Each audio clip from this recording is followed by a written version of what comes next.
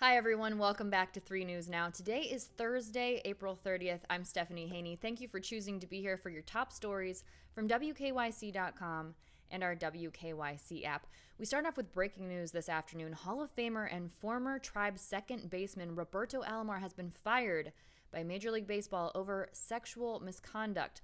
A baseball industry employee reported an incident earlier this year that involved Alomar, allegedly from 2014. So he's now been fired as a consultant by Major League Baseball and placed on the league's ineligible list after an investigation into that sexual misconduct. Commissioner Rob Manfred said that the firing on Friday, in a statement, due to the reported incident from 2014, was the result of an external legal firm that investigated the matter. Alomar released a statement today. He said that he's disappointed and surprised in this, but he said, quote, "With the current social climate, I understand why Major League Baseball has taken the position they have." He went on to say, "My hope is that this allegation can be heard in a venue that will allow me to address the accusation directly." And he said he has no further comment at this time. He released the statement on Twitter, posting it in both English and Spanish, and Major League Baseball says it will not be providing further details about this investigation to protect the identity of the individual who came forward. We have another update related to the tweet from LeBron James that he deleted following the police killing of Ma'Khia Bryant in Columbus. During an interview on Fox News, Detective Jamie McBride, who's a member of the board of directors for the Los Angeles Police Protective League, said that the NBA star was a, quote, hypocrite and accused him of inciting violence towards police officers. This is related to the deleted tweet that said, "You're next," which had a photo of the officer believed to be Nicholas Reardon, the person who was confirmed to have shot Ma'Khia Bryant, and the hashtag accountability. Now, it seemed that James was implying that Reardon was next for charges and a trial. However, the LAPD police is now asking that he be investigated to see if that was an incitement of violence and if he violated any league policies. Other individuals have also come forward criticizing James' tweet, including a bar owner in Cincinnati who said that he would not be playing any NBA games while James is still in the league. Now, James did respond to that, didn't seem too bothered by it, and was kind of dismissive of that in a tweet, but no further comments from James on these other issues.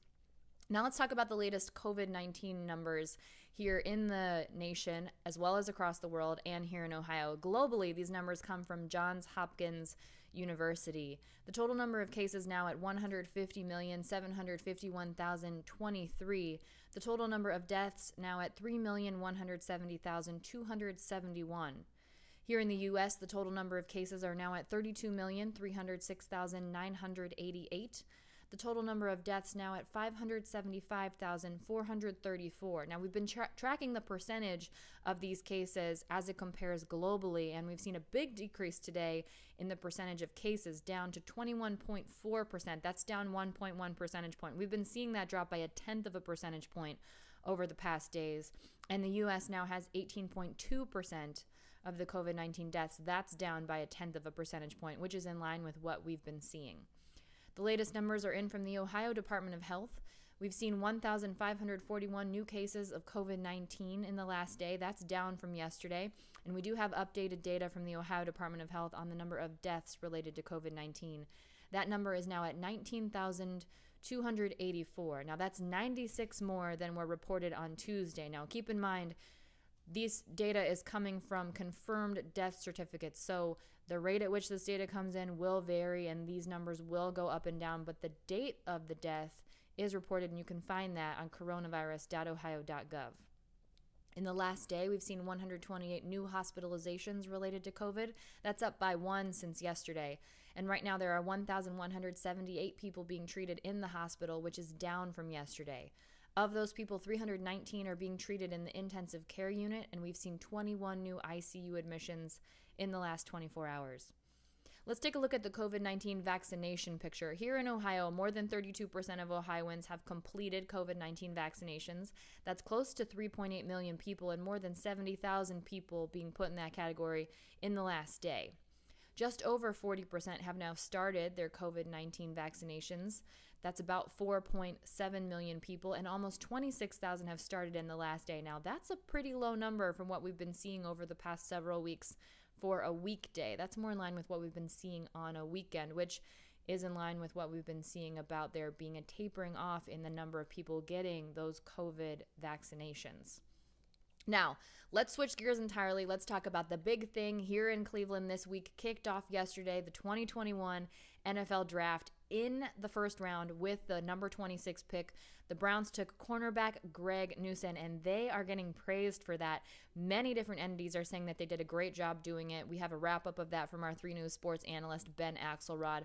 Pro Football Focus called it an elite pick.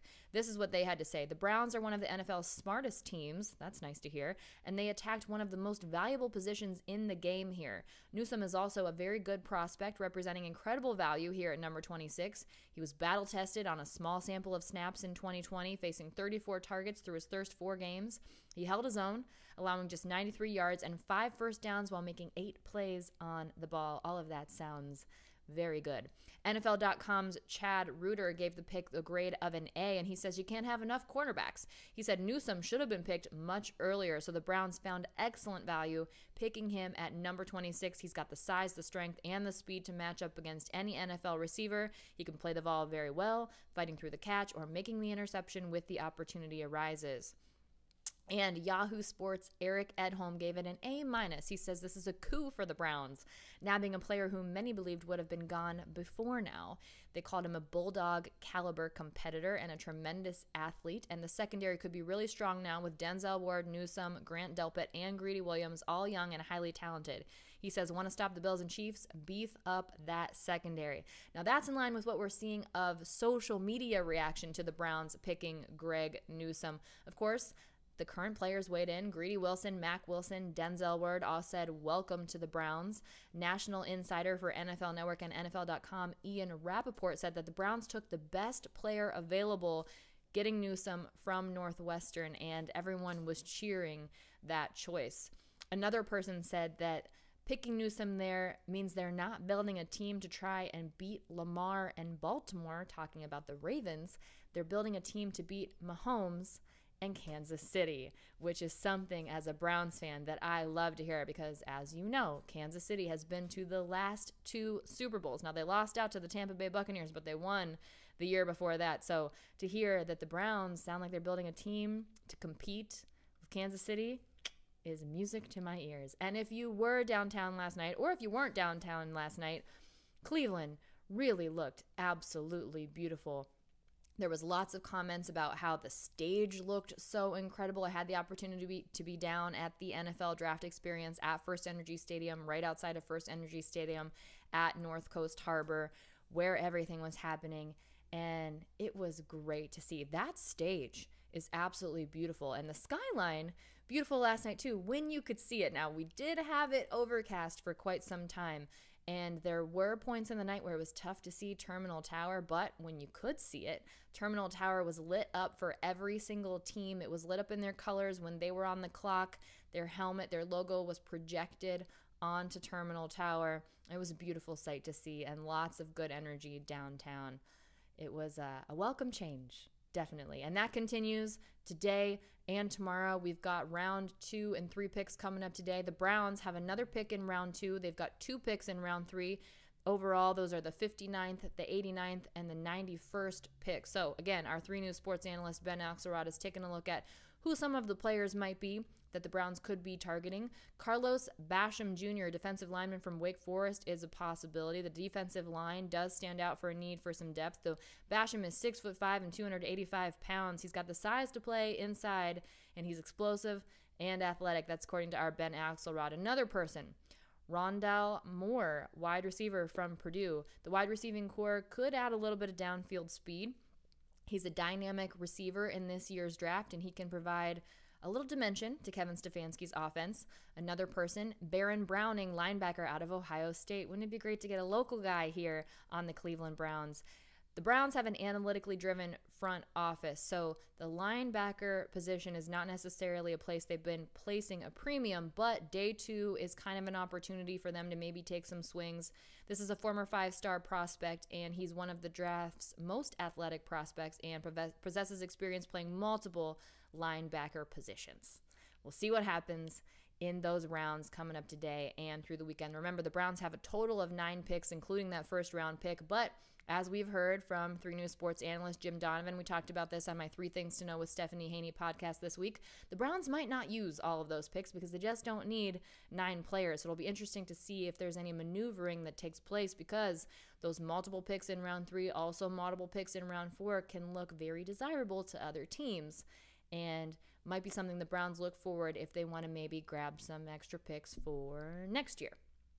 Now, one more thing to let you know before we go. Cedar Point has launched something new and exciting. It's called Pass Perks, and this will kick off with this 2021 season, which opens officially on May 14th. It's a new loyalty rewards program for season pass holders. So here's how it works. If you're a season pass holder, you're automatically enrolled. Just make sure you're registered to receive those Cedar Point emails. And each time a season pass holder visits the park, they'll earn pass perks that count towards rewards, which are always surprises, and they can be redeemed on future visits. So after visiting the park, people are encouraged to check their Cedar Point account or their email address to see what rewards you might have earned.